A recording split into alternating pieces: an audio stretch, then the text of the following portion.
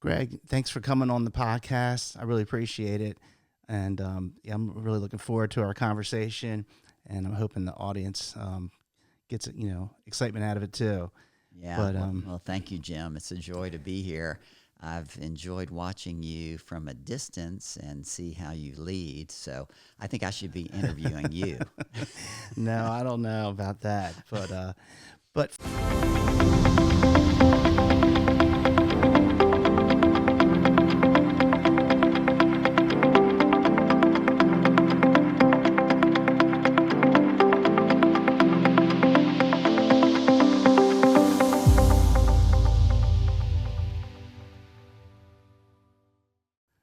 so Greg Sincere, he's the lead pastor at Bay Area Community church that I go to for the past 14 years. And so I'm just excited to have you here to, talk about business and, the church and, whatever comes out of it. So it's just totally relaxed. And so I'm super excited about it. Awesome. Me too, Jim. Thanks for having me. Yeah, no problem. So I know that you get married to Mary Kay. She's Yeah. a beautiful woman, wonderful energy. I love her. Lots of energy. And you have 4 children and 9 grandchildren. Oh, wow. Somebody give me a cane because that sounds like I'm really old. But fun fact, though, Jim, my wife's maiden name is Myers. I remember you telling me that. And she has a brother, Jim Myers. So I have no excuse but to remember your name. Yeah, right? yeah, and it's spelt exactly the same way. A lot of times people spell it Yeah. Meyers. Yeah. It's Myers. Yeah. But anyways, yeah, cool. So yeah, I just wanted to have you on the podcast because trying to reach out to 30 to 40-year-olds that are maybe starting a new business, or if they're trying to move up the corporate ladder, that kind of thing, or just taking their life to the next level, and so there's a lot of things I think what you've gone through, well, let me back up. Why don't you go back and tell me your journey again of how you got into ministry, and then how you got to Bay Area and so forth. So Okay, well, I'll give you the Reader's Digest version, then you can double click on whatever you want. But, when I was in college, I really didn't know what I wanted to do. I was good in math and science. My dad was a very successful engineer. I thought, I'll major in engineering. It really wasn't until my junior year that I discovered my passion. And so I think it's so key that whatever vocation someone goes into, it's tied to their passion. And my passion, well, my life changed when I came to know Jesus. So I'm a pastor, right? So faith is a big deal. I came to place my faith in Jesus while I was in college. And then over time, I realized that what I was most excited about was talking to other people about faith and the local church. So that eventually led me overseas. And my wife and I spent 8 years in Poland serving. And some of that was during communism. So that's a real interesting conversation in and of itself. After 8 years of that, I ended up in Annapolis, Maryland. And through some circumstances, I became the lead pastor. Now, I say that, but it wasn't my desire to actually be a pastor. I really was more intent on being a missionary, someone out there on the front line. Mm-hmm. And I came here to be a part of a church where one of my best friends was leading. He ended up leaving shortly after we got here. And then I was named the lead pastor, thinking it would just be for a few years. That is almost 32 years ago. Yeah. So that brings a very interesting thought, is that, like in business, sometimes, we start something thinking we want to do this direction, but then sometimes it just kind of curves a little bit, and goes a little bit slightly different, but still, in the same maybe industry or something like that. And So when that happened with you, so you're, you know, joining the church here, your friend leaves, and now like, oh, you need to be the lead pastor, right? How did that feel to you at that time? Yeah. Well, uh, in part, there 2 years went by in which the church was floundering. So maybe some of your listeners can relate to being a part of an organization or a business when things are floundering. And in large part, it was because of leadership being on different pages. Mm. So we had different philosophies or convictions about where the church should go and how it should get there. That led to a lot of internal conflict. Mm. So until some changes were made and people ended up leaving, at that point we got unified and began to grow. Is that when you developed the mission for the church at the time? That the mission got refined during that time. So we always had a mission, but it really got refined, specifically how we wanted to accomplish the mission. Mm-hmm. So I think that's so key for any organization. Clarity. Like I could articulate what Bay Area Community Church is all about. I could articulate it very simply for people and then get everybody within the organization on board with that level of clarity. Mm-hmm. Yeah, that's super important. So you're there. You've been there 2 years.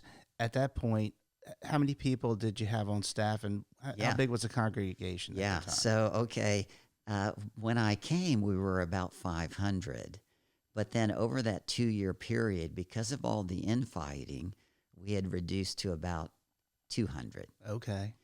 And when I came, there were 7 staff. When I took over, it was just me.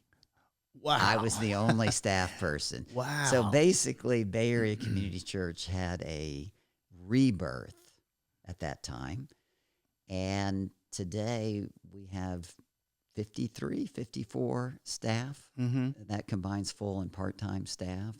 In the congregations. About 2,500. Yeah. You know, That's huge accomplishment. Well, you know, and it's funny when you think about it sometimes, you know, someone like comes into like say a startup and they're like, hey, we need to retool it. And then sometimes you have to go backwards a tad bit so that you can catapult farther, you know? Yeah. You know, like clean up the vision and maybe some staff that needs to go. Yes. That's certainly been my journey. Right after I became the lead pastor, 2 key staff came, and they were great. And we've journeyed together for about 10 years, and we're growing at 20% every year during very, very healthy growth. Then one moved to the West Coast, another went on to lead a different ministry. Mm-hmm. But the unity and the like-mindedness, that was really, really key. What year was that when you were just by yourself and you know this journey this journey started? You know, it was painful leading up to that but it was 1997. Okay. So it was May of 1997 that I became the lead pastor. Yeah. There. Right? Yeah. And it was just me, no other staff, and no other. The board, all the board had left as well. Wow. So it was a complete rebirth. It was like launching a brand new church. Yeah, exactly. Yeah. I would imagine it's got to be scary at the same time where you're nervous, you know, like, wow, what am I doing? You know, and well, I guess it would definitely strengthen your faith. Yeah. Lots of praying for that. Yeah. Well, so this is one thing that I would encourage the listeners. And this is going to sound maybe odd to some. So I'm speaking to you as if I were your pastor, whoever your audience is. Exactly, yeah. I really don't want to have my own personal agenda. Mm-hmm. I want to try to have God's agenda. And so that takes the pressure off. If this thing dies on the vine, okay, I'm going to do my best. There's There's a verse in Ecclesiastes chapter 9, verse 10. Whatever you put your hand to do, do it with all your might. And Paul talks about excelling still more. So, we want to work hard. We want to do our very best. But at the end of the day, I want to entrust the organization, the church. I want to entrust it to God. And so the outcomes in many ways are up to him. Yeah, yeah. I mean, that's one of the reasons why Yvonne and I started this, for the simple fact that we felt like it was, God wanted us to do this. You know what I mean? And super passionate. Maybe I have all these years of experience, under my belt, that now it's time, just to be able to share with other people what I've learned and, about business and leadership and customer service and so forth. So we'll see how it works out. It's so great. It's still so great. It's still a little baby that we're taking care of. But anyway, so I like to talk about the time when we got the church building and all of that. I think that was a very pivotal move to move up. Yes. Well, there's a lot to unpack there. I remember, so we were 18 years living in rented facilities, 18 years. And church growth people tell you basically have a 10-year run. If you're not in a permanent facility by 10 years, the church is going to fold. So we went 18 years. And then when we went to raise money for the first time, it was right when 9/11 happened. And so there's all this uncertainty. And I remember us thinking, do we continue to press on or not? And then we came to the conclusion, there's never a better time than now. And so we raised, many millions of dollars, and ended up in, building our first facility, which we opened in 2006, Easter of 2006. But like any business, any organization, you need to generate the resources, and so a lot of lessons learned. Mm-hmm. And now, is it taking a leap of faith too? I mean, we had to borrow some money, right, to get this facility built, and just to do that too. I can imagine the amount of effort it takes. Plus, you're still running, doing the 100%. And right now, sermons and stuff. It's like it's like you have now an extra part-time job working over building this church. And then we expanded twice, right? And so now our facility is valued at like $23 million, and we owe $2.7 million. That's it. We're going to cast that debt into the sea. Yes. That's why we put it, so.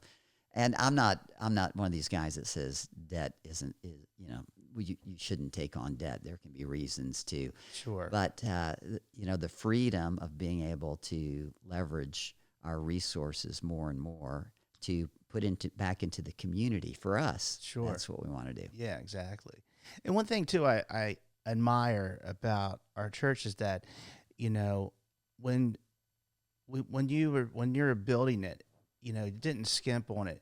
Made, good quality of how you do the programming. And I think it speaks a lot to what people are like, say they're trying to do a new service or something like that, or a new product, to really take some time to put in, make it high quality, and because I think it'll produce. Yeah, 100% results on that. We gave a lot of thought. We spent quite a bit of money with our architect to think everything through. And basically what we wanted people like you, Jim, and Yvonne, to feel comfortable enough at our church that you would want to invite your neighbor. And so that the environment of the facility itself actually enhanced the experience of that. Oh yeah, definitely. I noticed too, it's like, our son, he loves the church, and he, we didn't really say, hey, you should really go to church or anything of that nature. But he just wanted to, and he really enjoys it. He's comfortable there. So even having that family environment is wonderful, you know. Yeah. And yeah, I really I'll like make a that. comment. I know your son's much older, but figuring out who is your target audience, like for us. And so, surprisingly, for us, if you ask who are we targeting, we're targeting the 35-year-old. Now, let me tell you why. We're targeting that young family that maybe has one or two kids, and the music and the programming in many ways. Okay, let me just back up Sure. and say the Bible doesn't change. The truth doesn't change, but the forms can change. And so we want the young families to feel very comfortable. One of our values is the generations to come. So we have an awesome children's ministry, an awesome student ministry. The music, by and large, is on the younger side. Mm-hmm. And then we dip back to the older people like you and me, Jim. Yeah. Throw a hymn in there, that type of thing. Exactly. But all that is like strategically thought through. Mm-hmm. Most churches age with their senior leadership, with their senior pastor. And you look at a pastor who's in their 60s and all these gray heads. Well, we don't want that to happen. We want a diversity. Yeah, exactly. And they're growing their families too. Their children are coming, which the children's ministry is amazing. Yeah. You know, I mean, if anybody is looking for a church, go to Bay Area. You'll be amazed. It's beautiful there. So, and so I wanted to ask you. So, as you were starting off, and then you're growing, right? Tell me your experiences with growing your leadership with the church, because you can only do so much yourself. Yeah. How did that come about? Mm-hmm. I think the key is building a unified team and working through a team. And so initially it was myself, two other pastors, and a children's director, a student ministry.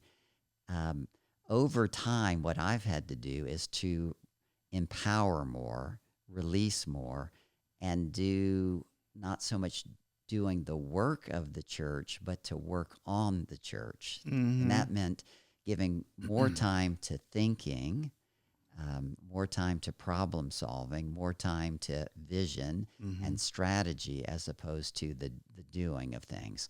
Now, for me, that's a tension, because people look towards the lead pastor, and so I need to be available, but trying to empower a team, that would be key. And then releasing. And so now our organization with so many departments is very complex.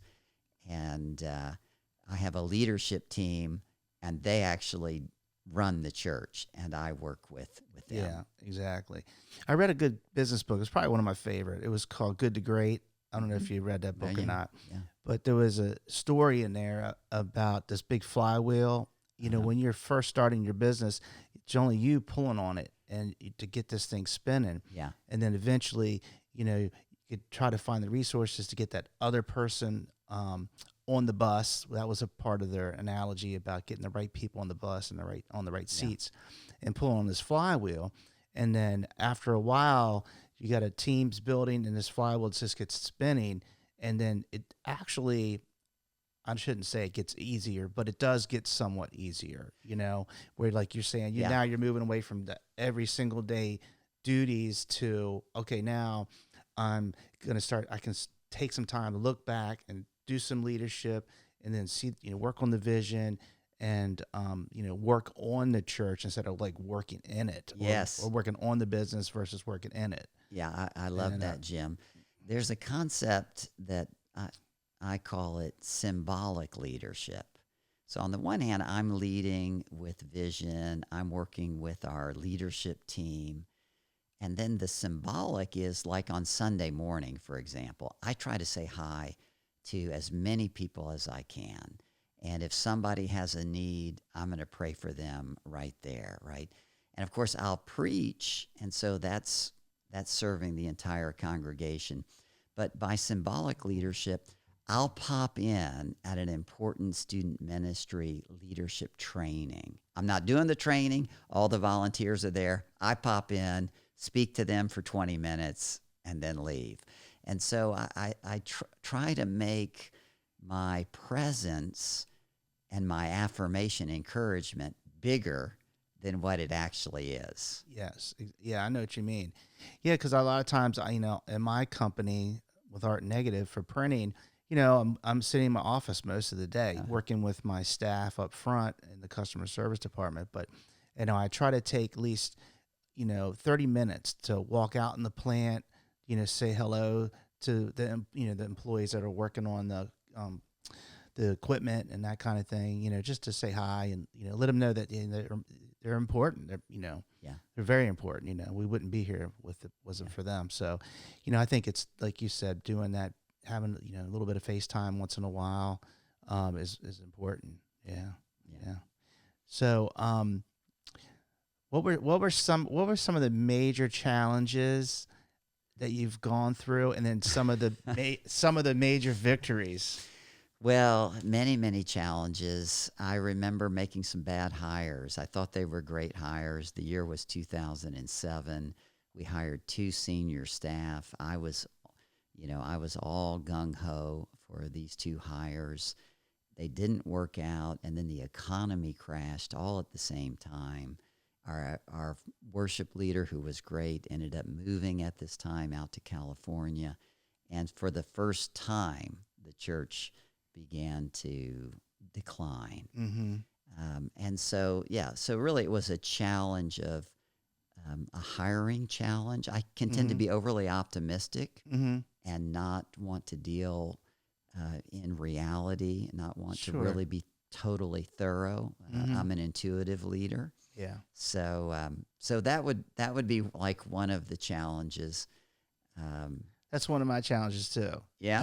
You're like, oh, this guy's awesome. He's such friendly and stuff. Yeah. And then they get there and like, man, he's really it's not working out too good. Yeah. Yeah. And so one of the things that we learned is, I don't really care what you say you're going to do when it comes to hiring. I don't care what you say you're going to do. I want to know what you have done, because your past performance is the best indicator of what you will do moving forward. So like we hired somebody for a senior role that they had never done, but we thought they could do it. They couldn't do it. Yes. It was a major challenge. Yeah. It's true. Your employees, they could make or break you, or stall your growth, if you like.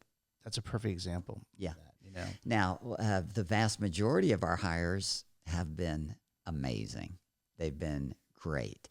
And our staff is so talented, and they're so committed to God and to the mission that makes it a joy. Yeah. I think it's awesome. Yeah. I've done a lot of promoting within. That's been very helpful. They've started off, like, say, working on a piece of equipment. Like James Castle he's my plant manager. He runs the shop from start to finish, but he was just a folder operator that came in, and then he was, foreman of the bindery department. And then we put him in charge of scheduling for all the jobs. And then now he just runs the whole place. Everybody goes to him. If there's parts broken on a machine that needs to get fixed, they're coming to James. And so that's been good for us, learning how to just, but knowing that, can that person do it? Just you see little pieces as they're growing, Yeah. Also the cultural fit, in James' case, he's already proven himself. He is a cultural fit.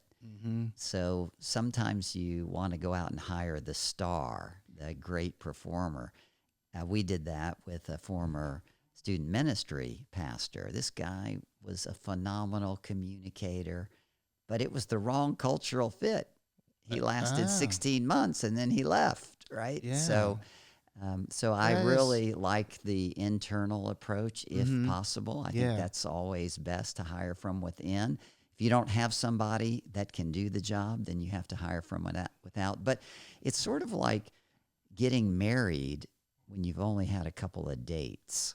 That's a good way to put it. No, I agree with it. I mean, I think if you're looking for like a superstar to come in, like especially on higher leadership, you might need a date for a while. Yeah. To really get, because sometimes some of that crazy stuff starts coming out later on down the road. Like, ooh, So yeah. And then there's personalities. As senior leader, Jim, you build your leadership team. But they also have to fit with how you're wired up. And you can have a very competent employee, but you just don't jive, that's your a good personalities.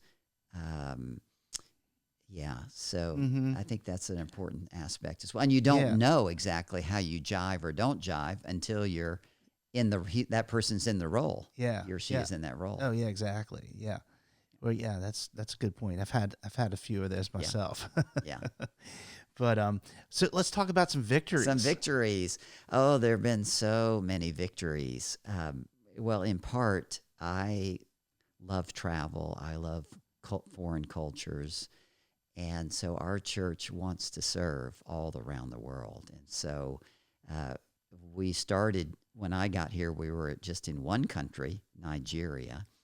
Now we're in actually 14 different regions of the world, doing all kinds of both what I would say is sharing the good news of Jesus in word and deed. Mm-hmm. So by deed, I mean everything from an orphanage in South Sudan and a sewing school for widows there, all the way to Belize and helping impoverished children get an education, all that in the context of sharing the good news about Jesus. So that's certainly a joy for me. Our vision is to be in 17 regions. So you can see this is where, another one would be multiplication. So I don't know what people's end game is, but we want to multiply. Ultimately, we want to multiply other churches. And so we started a church planting network that has planted 42 churches. 42, yeah, called Times 12. Yeah, tell me about church planting. I'm not real familiar with that. Well, how does that work? Yeah, so basically, the best way to reach people and to serve a community is not through existing churches. Existing churches tend to draw what's called transfer growth. Somebody moves into an area, they're already a churchgoer, they look for a good church, that's fine. But in terms of reaching people that that don't know Jesus, that don't know God, reaching into a community that needs to be served like Jesus. Actually, the best way to do that is to birth a new church. And in order to do that, the reason that's so fruitful is because in order to survive, that church has to grow. You put 40 people together in an area, guess what? They're all inviting their friends. They're serving the community. They're very outreach minded. Where an existing church that's been around for a while, their focus is often more internal, taking care of those who have come and meeting their needs. We want to be a church that's about both. So I don't know if that answers your question. Yeah, it does. Well, I was trying to think how that would relate to a small business. Yeah. Certainly a franchise model in my mind. Okay. Like if somebody wants to, there's a guy in my community group named AJ Neely, and he owns Neely Auto and Tires. Oh yeah. You know AJ? Well, I've seen his advertisements. Yeah, and yeah. stuff Okay, so come in the mail. He's at our church. Yeah. Oh, okay. So, he wants maybe 50 stores. I think they have 7 stores now. And I would just say that the values, the customer service, the level of professionalism, it's outstanding. And actually, it's a reflection of his life wanting to honor God and be excellent in everything that he does. That is yeah. I don't know. That's See, your heart. That's your no, heart. that was what I was looking for. I was, how to put the two. You should get together. AJ on the podcast. I'll definitely reach out to him. Yeah. That sounds Yeah. good. Yeah. Oh gosh, that's Yeah. great. Yeah. That's great. There have been a lot of successes in my mind, but really the most important success is when somebody takes their next spiritual step of growth. For me, that's really what I'm most excited about, is to see people's lives changed and become more in alignment with how God, the grand designer, made their life to be. Yeah. That's what gives me the most joy. Yeah. It happened to me when I was like 32. Yeah? My dad would take me to. We would go to church occasionally. It was like a Methodist church, but it was kind of boring. I would fall asleep in the pew. Yeah. You know what I mean? But then through my teenager years, didn't even go to church or anything like that. And then we moved to Calvert County and had 3 daughters. I said, well, they need to be involved in something. So that's how it kind of got started. But I probably went to church for maybe like 5 years before I really, It clicked. it clicked, I Yeah. really accepted, Christ in my heart. And then that's when really it changed, Yeah. and I can't express it how people have to go through it, but it just, I don't know, it's just like kind of a calming feeling. And then at that point, you're just trying to you're not so much trying to drive the train all the time, you're just going to Yes. have to let it go. Like, Yeah. hey, and that's where, and I think with leadership and being a business owner or whatever, I think your spiritual life's super important. That's one of the things that I do every year when I'm doing my goals. I always start off with my spiritual part. Okay. And then, I look at it and say, well, hey, what parts do I need to grow? What parts I need to get better on? And so forth. So, I do try to, accomplish those goals on the spiritual side. And then, I have other goals that I want to do. It might be something with my family or finances or whatever it might be. And, but yeah, going back to that was just that when it was 32, how, that started off. And Yeah. So let's switch grows. roles. Let me ask Yeah. you a question. So how has your relationship with God impacted the way you lead your business? That's a good question. I would say, I think personally, I start my day every morning with praying and reading the Bible, and it kind of sets my mind up so that when I do go to work, if stuff starts to unwind, have some issues, it helps me be calm and say, okay, stop, let me think about this, and so forth. And then when people are having issues, being calm and being a good listener to them, and I'm not the kind of person that would Bible bash you, that kind of thing. Yeah. It's but if if an employee, like even one of them, their parent, one of the parents died, and I just said, I put my hand on them, like, you mind if I pray for you, and they appreciated that so much. Yeah. You know what I mean?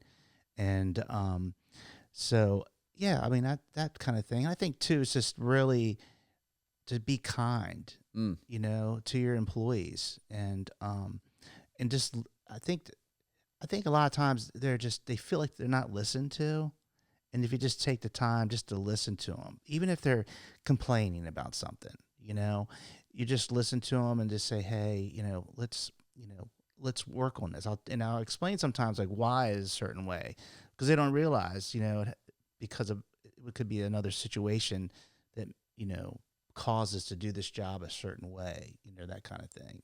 So good. And yeah, I think that part helps me to stay a little bit grounded. Yeah, so good.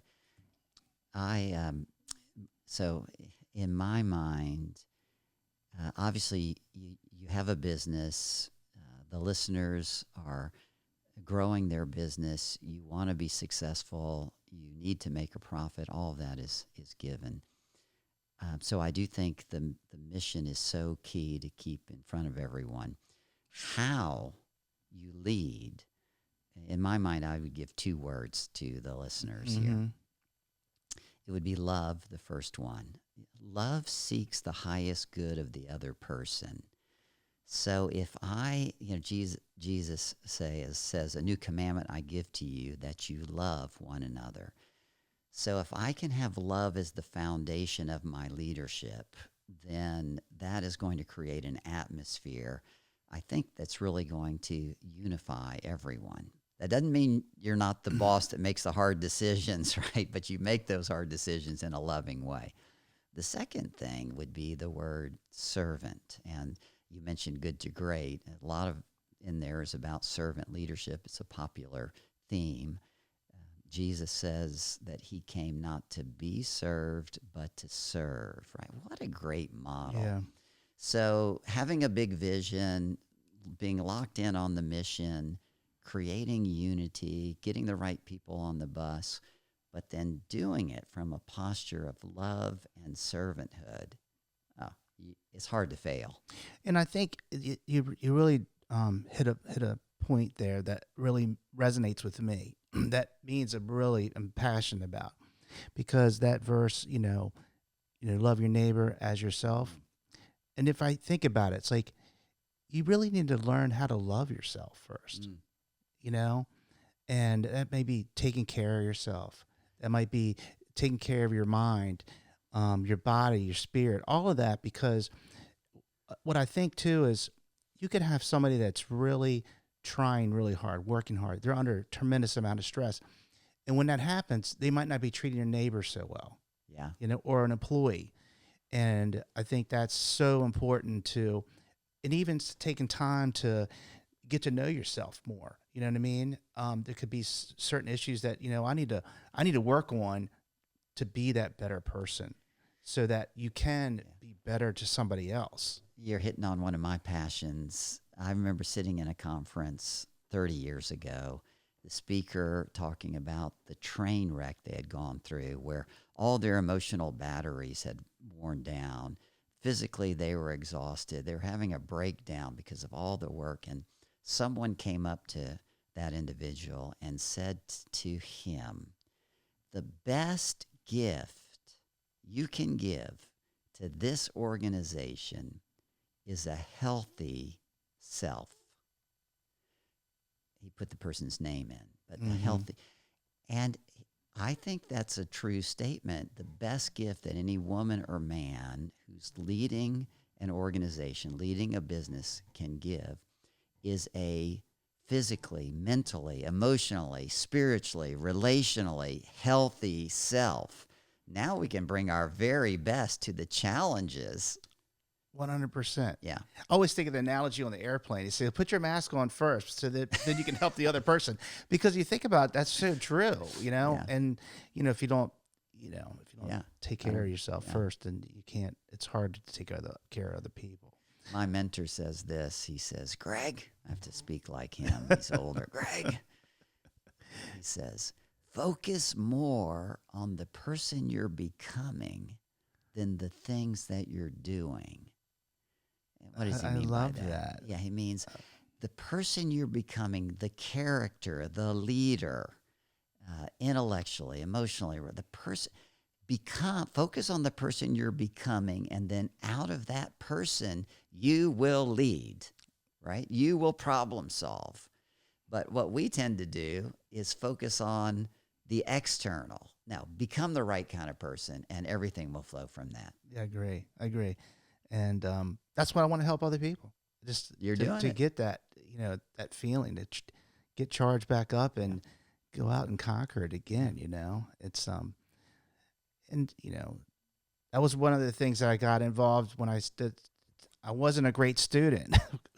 I'll be honest with you. In high school, didn't go to college, but I took the Dale Carnegie course, and that's what changed my life. And it made me realize that I could do this on my own. I could self-improve myself, and and I just went on that journey and it never stopped. And I've seen, the fruits of my labor, and even in my, my children, how they're, doing things in life, and you see, resemblances of what you've trained them when they were little and what they're doing. And so it's kind of gratifying. And, so it's just so cool, it's exciting, it's just so exciting to see people, taking themselves to the next level and feeling good about it, and enjoying those victories, Yeah.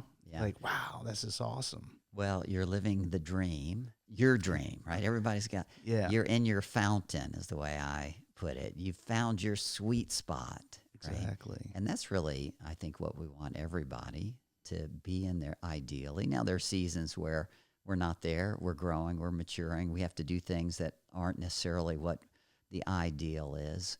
But to be where you are, that's super encouraging. Yeah, thank you. I appreciate it. But I think I was supposed to interview you, but it came back on me. I don't know. But anyway, that's cool. No, Greg, I just wanted to just say thank you, man, for coming on this podcast with me. And thank you for what you're doing at the church. You're changing people's lives. I love it there. I'm great to be a part of it, and I appreciate that. And Yeah, thank you, Jim. yeah. Can I leave with one final word? Yes, please. For our hearers, our audience? So I'm not preaching at anybody here, but I'm going to give you a Bible verse. So how about that? Because this has really helped me. It's 1 Corinthians chapter 15, verse 10. Paul says this: "By the grace of God, I am what I am, and his grace did not prove vain towards me, but I labored more than all the rest." Okay, that's a mic drop verse. Yes, that is. Because, That's deep. yeah, what God is saying is he has showered us with grace, with gift, the gift of life, the gift of the ability to work, the business that you're in, so many gifts. It's all his grace. But then Paul adds this: I labored more than all the rest. In other words, Paul was all in, 100%. I tell my staff, bring your A game in the power of God's Spirit.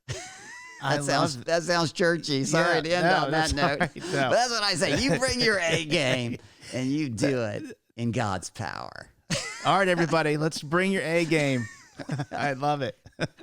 Thank you, Jim. No problem. Thanks again. See ya.